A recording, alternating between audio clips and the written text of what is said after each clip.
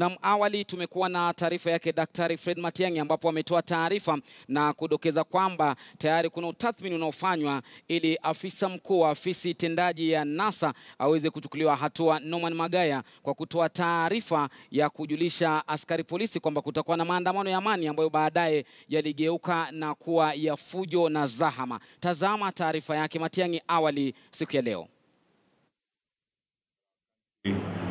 Is secure and safe. We get reports on a regular basis. We have a very elaborate security structure across the country, and we are in touch with all our colleagues across the country, and we are satisfied that the security sector is doing its best, and we are on top of things to ensure that the country remains secure and safe. But having said that, we have witnessed a prolonged electioneering period owing to the ruling by the Supreme Court on 1st of September 2017. We note with appreciation and commend Kenyans for remaining peaceful and patient throughout this process.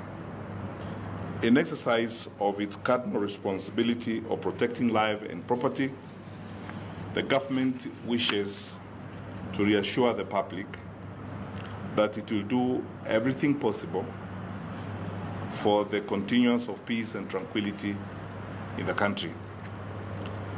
Ladies and gentlemen, this is the foremost responsibility of any government, and we take ours very seriously. And protecting the lives and the property of the people of Kenya is non-negotiable.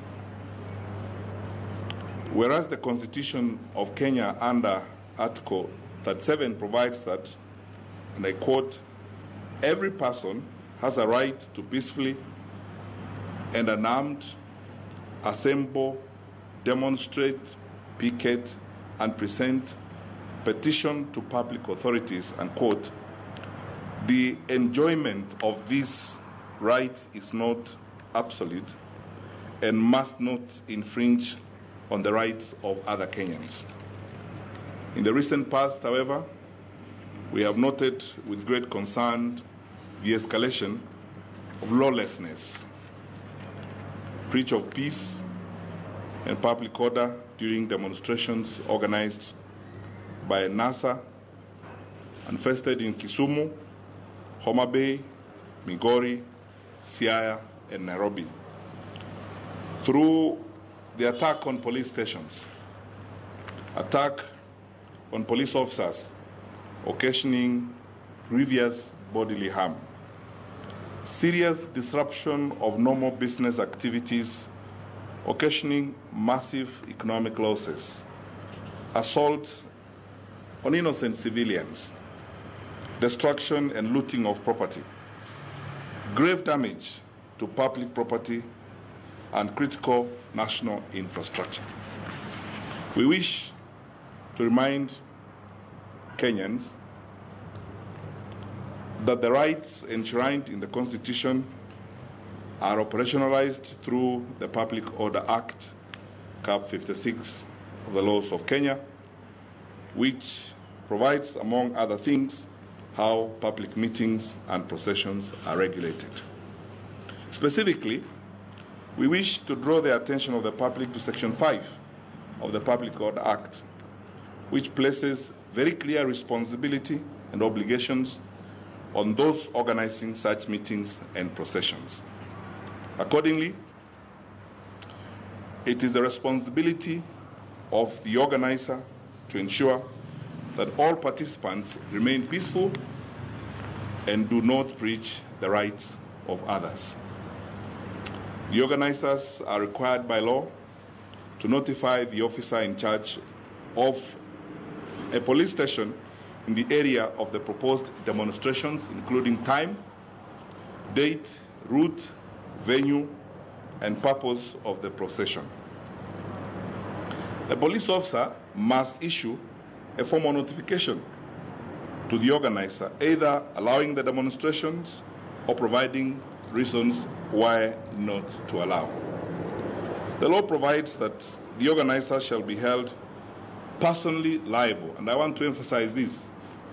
The organizers shall be held personally liable for any breach of law during the demonstrations. For example, on the 6th of October 2017, a Mr. Norman Magaya, allegedly the CEO of NASA, notified the Nairobi County Police Commander of the intention to hold peaceful demonstrations in Nairobi. And I've asked the police to circulate this notification to you. During that demonstration, serious cases of destruction of public property, looting, vandalizing of vehicles, and destruction of normal life were witnessed. Accordingly, I am calling upon all Kenyans whose property was destroyed or looted during the demonstrations to report to the OCS Nairobi Central Police Station to facilitate the legal action we intend to take against the said Mr. Magaya, the organizer of the demonstrations. And I wish to confirm to you that we shall prefer charges against the said Mr. Magaya, and we are waiting for the report on the damages caused so as to quantify the value of the claims. Following a meeting of the National Security Advisory Committee this morning,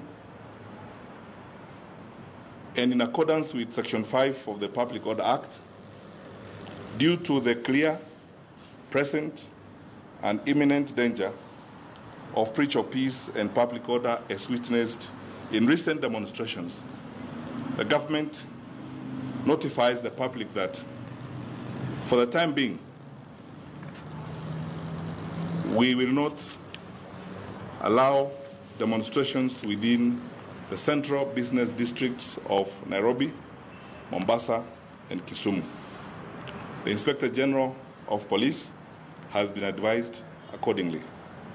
Further, in accordance with Article 54 of the Constitution of Kenya and pursuant to the powers accorded to me by Section 22 of the Public Order Act, I will shortly be gazetting regulations that govern the conduct of public processions and demonstrations. Finally, let me take this opportunity to assure all the people of Kenya that the government has no intention whatsoever of clawing back on the fundamental rights and freedoms of our people. And it's important that you hear it from me. Peaceful demonstrations and picketing are allowed by our Constitution. It is your right as a citizen of this country to peacefully demonstrate, to peacefully picket. But there's a law and there's a framework within which that has got to be done. We cannot take advantage of that to destroy property and businesses of innocent people who are going about their innocent daily activities.